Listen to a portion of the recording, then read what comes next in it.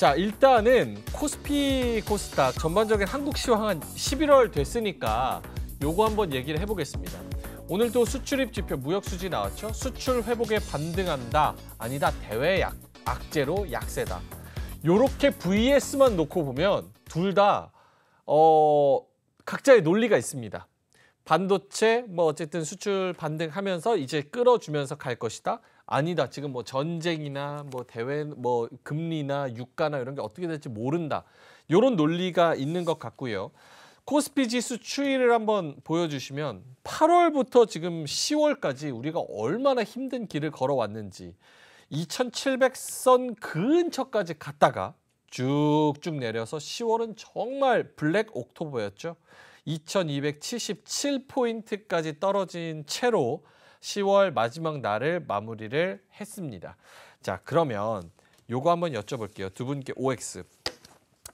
10월에도 9월보다는 나을 것이다라는 엄한 기대감이 있었습니다. 그러다가 얻어맞았어요. 근데 11월은 이렇게까지 떨궜는데 더 떨구면 뭐 어디까지 간다는 거야? 여기서 더 떨구진 않겠지? 라는 또 막연한 기대감도 있고, 그리고 이 정도면 절대 기준으로도 싸기도 하고 하니까 11월은 낫겠지라는 생각이 들거든요. 자, 반등한다 생각하시면 O, 지지부진하거나 아래쪽으로 생각하시면 X. 그러니까 올라가면 O, 횡보하거나 아래쪽이면 X. 횡보랑 아래쪽 X입니다. 하나, 둘, 셋 들어주시죠. 올라간다 쪽입니다. 애매하게 말씀하실 것 같아서 제가 횡보는 X로 뺐어요. 자, 알겠습니다. 방송 참 잘하시네요. 예. 자, 반등 쪽으로 반등하려면 그래도 우리가 긍정적인 모멘텀이 뭐가 있을까 생각을 좀 많이 고민하게 되는데, 김민수 대표님, 반등 쪽에는 우리가 좀 봐야 될 만한 모멘텀은 뭐가 있습니까? 악재만 미리 말씀드리게 되면요. 악재. 네, 요거만 조심하면 될 것 같습니다. 제가 보기에는 11월 중반 때 나오는 미국의 부채 한도 협상만 관련돼서 잘 넘어가면은 큰 무리는 없을 것 같고요. 그만큼 많이 타락한 거, 오늘 같은 경우도 수출 얘기 나오면서 나오는 데이터 보게 되면 참 이런 상황에서도 잘하는구나 이런 생각이 들죠. 그런데 지금 나왔던 데이터를 봤었을 때 뭐 오늘 이번 10월 달 같은 경우 증가세 보인 게 거의 1년 넘었죠. 한 13개월? 네. 이 정도 만에 플러스 13개월. 5% 나오는 것 같고, 게다가 흑자 돌아선 지도 얼마만입니까 이게. 그러니까 이런 쪽 보았을 때 특히 눈여겨보는 것 중에 하나는 중국 쪽입니다. 중국 쪽의 대중 수출이 3개월 동안에 한 100억 달러가 넘어간다는 거. 이거는 지금 저희가 지금 계속 중국에 대해서는 애써 무시하고 있는 상황들인데, 이쪽이 의외로 지금 성과되고 경기 부양책들이 약간 좀 맞춰져서 돌아갔지 않느냐. 지금 보니까 중국의 또 스모그가 엄청 심하다고 하더라고요. 이쪽에 이 미세먼지. 예, 왜 그럴까요? 공장 돌리니까 그런 거예요? 그렇습니다. 그렇게 되기 시작하게 되면 저희의 대기의 질과 반비례입니다. 중국의 경기 상황들은. 그렇게 되면은 이제 시작이 되는 건가 생각되게 되면 오히려 이쪽에 대해서는 중국 쪽의 변화, 특히 중국이 여기서 돈다라고 하게 되면 그들이 갖고 가는 중간재 중에서 가장 대부분은 반도체 쪽입니다. 그러면 반도체가 그래서 좋아지면서 나오는 변화구나라고 보게 되면 이거는 의미가 있는 거겠죠. 근데 아까 말씀드렸듯이 11월 달은 중반대에 나오는 미중 간에 또 이제 손잡는 거, 이 얘기가 조금씩 구체화 되는지, 아니면은 또 미국은 오히려 또 지금같이 약간 또 양당 간의 갈등 보이다가 제대로 어떤 부채 한도 협상에 대한 결과 못 내서 신용등급 강등하면 이게 가장 큰 악재일 것 같아서 요것만 없으면은 11월은 괜찮을 것 같다고 생각합니다. 그럼 11월 중순에 있는 미중 정상회담에 대한 기대감 좀 가져봐도 되는 거예요? 아니요. 왜요? 바이든 대통령인데요. 그래요? 그래도 뭐 있으니까 만난다고 하지 않겠어요? 아직까지 일정을 확정을 못 지었습니다. 네, 그냥 한다라고 했는데 그때가 제일 좋겠다. 그러면은 모르겠습니다. 그렇게 정도 했었으면 뭔가 훅훅해서 딱딱딱 세팅해서 나가야 되는데 아직도 일정을 못 찍게 되면 솔직히 뭐 개인적으로는 이번에 바이든 행정부가 참 일을 잘한다라는 생각이 별로 안 들어요. 저도 그래요. 네, 그걸 보고 있으면은 아이고 답답해. 이런 생각들. 특히 우리나라 기업, 우리나라 산업 입장으로는 사실 미운 점이 좀 많죠. 지금부터 한 1시간 28분 동안 얘기할 수도 있는데 참겠습니다. 아, 이거 알겠습니다. 그래서 뭐 기대할 수 있는 거는 뭐 별로 없지만서도 혹시나 그럼 기대할 수 있는 점은 하게 되면 이제 그거겠죠. 중국한테는 그래 불만이 뭐니? 지금까지 때린 거 약간 미안해. 그러면서 하면 거기 이제 들어주는 척하면서 뭐 관세 얘기 혹시나 나오는가? 이제 그렇게 나오면 이제 물가 쪽은 도움이 되겠죠. 그러면 이제 좀 들어줄 거 들어주고 거기다 우리 채권 좀 사줘. 그러면 그 이후부터는 채권 금리 훅 떨어집니다. 그게 나오기 시작하게 되면 성장주 계좌 수준은 또 훅 올라가야 될 거고 네. 이런 변화가 나올 걸로 보여지고 있기 때문에 중요하긴 중요한데 할까? 이건 잘 모르겠습니다. 아하. 네. 알겠습니다. 이주연 대표님은 뭐 반등 쪽에 O를 해주셨으니까 모멘텀이나 긍정적으로 볼 수 있는 부분? 일단 기술적으로 먼저 말씀을 드리고 예. 이야기를 좀 드려보면요. 일단 많이 빠졌어요. 단기적으로 굉장히 급격하게 밀렸기 때문에 일단 뭐 이번 달은 반등이 나올 만한 그런 위치에 놓여 있는데 월봉을 우리가 이렇게 보시면요.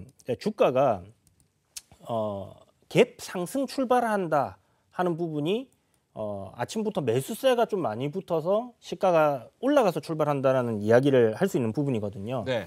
근데 하락 출발한다는 것은 매도세가 아침부터 많이 쏠렸기 때문에 하락을 출발하는 경우들이 많은데 지금 한 3개월 조정받으면서 시가가 그러니까 월 첫날이죠. 첫 거래일이 하락 출발을 지금까지 해왔습니다. 한 2달 연속. 그런데 이번 달은 오늘이죠.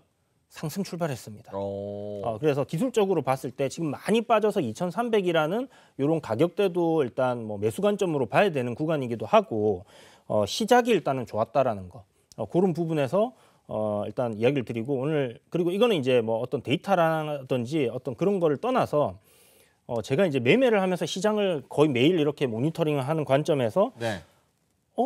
이거 뭔가 약간 좀 느낌적인 부분이 확 바뀌었다라는 생각이 약간 들었어요. 그런데 외국인들의 수급이 뭐 들어온 건 아니지만 약간 이거 괜찮은 흐름이 나올 것 같다라는 그런 느낌이 굉장히 많이 들었거든요. 뭐 야 무슨 저기 전문가라는 사람이 느낌을 얘기하냐 이러실 수는 있겠지만 트레이딩을 10년 넘게 해온 어떤 그 느낌을 무시할 수가 없습니다. 동물적 감각. 네, 이게 이제 머릿속에 이제 그런 데이터들 이런 것들이 어느 순간 이제 조합이 돼서 나오는 그런 느낌인데 그래서 그런 부분들 좀 긍정적인 것 같다라는 거 그리고 단기적으로 우리가 이제 그 기준을 잡고 볼 때 우리 이제 이 방송에서도 여러 번 이야기를 드렸지만 5일 이평선을 일단 올라선다라는 것은 반전의 기대감을 줄 수 있는 부분이거든요. 오늘 5일선 위로 일단 올라왔습니다. 물론 좀 계속 올라갔었으면 참 좋았겠지만 이런 부분들 그래서 내일이나 모레쯤 해서 지금 현재 보시는 2273포인트 최근에 저점이었잖아요. 네. 여기 이탈 안 나오는 선에서의 2320포인트를 돌파하게 되면 여기서부터는 매수 심리를 좀 자극할 수 있는 그런 포인트로 진행이 될 가능성이 높다라고 생각을 하고요.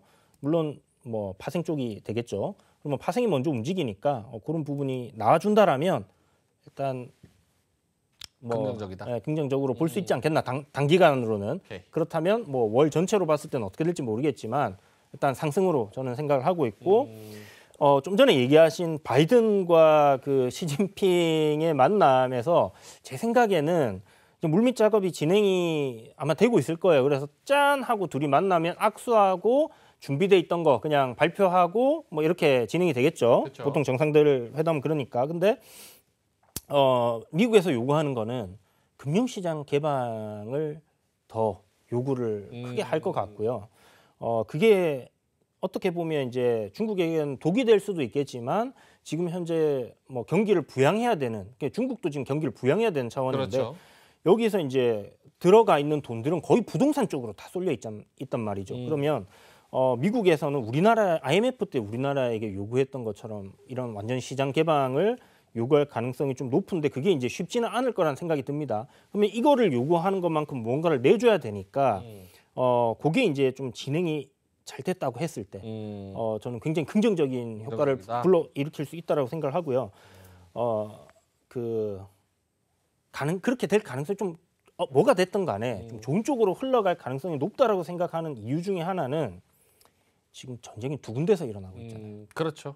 두 군데서 일어나고 있는데 중국이랑도 멱살 잡고 딱 싸우기 시작하면 대만 문제가 좀 생길 수 있고 그렇죠. 대만과 중국의 문제가 만약 불거졌을 때는 그럼 북한과 우리나라는 요거 다 이제 여기에 줄줄이 엮여 있지 않습니까? 그러면 과연 미국이 유럽에서도 전쟁을 하고 물론 직접적인 부분은 아니지만 네.